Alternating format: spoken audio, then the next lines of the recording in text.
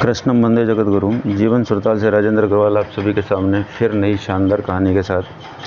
आइए, कहानी शुरू करने से पहले आप लोगों से एक रिक्वेस्ट है कि जो लोग चैनल पर पहली बार हैं आवश्यक रूप से चैनल को सब्सक्राइब करें, अपने पात्र साथियों को आवश्यक रूप से शेयर करें। कहानी पसंद आएगी निश्चित रूप से कमेंट बॉक्स में लिखें क्या पसंद आया और लाइक भी करें।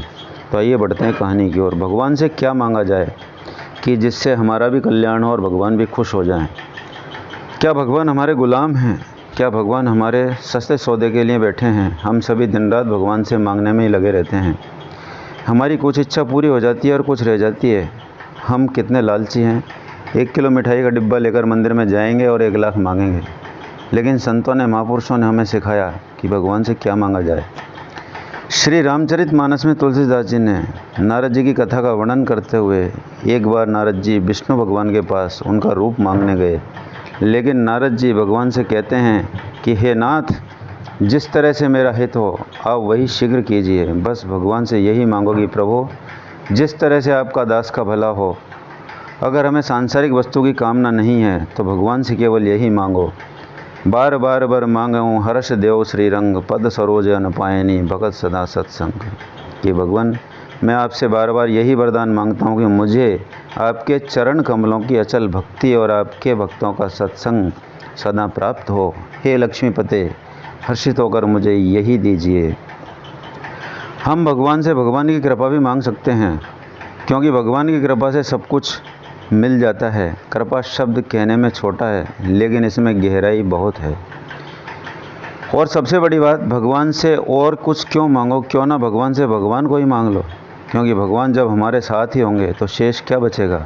उनका प्रेम, उनकी कृपा निरंतर हम पर बरसती रहे।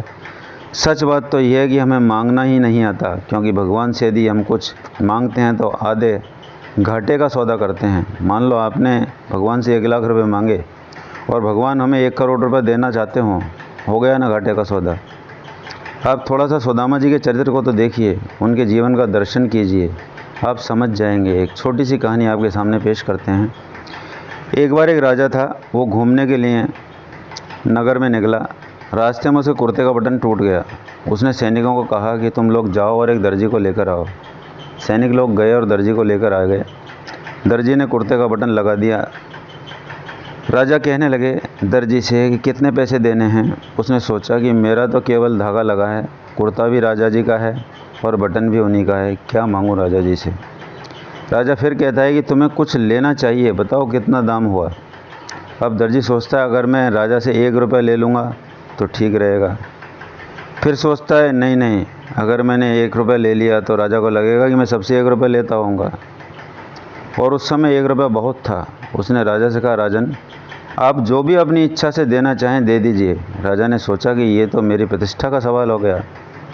उसने दर्जी को 10 स्वर्ण मुद्राएं दे दी। अब ज़रा सोचिए, कहाँ तो 1 रुपया और कहाँ 10 सोने की मुद्रा।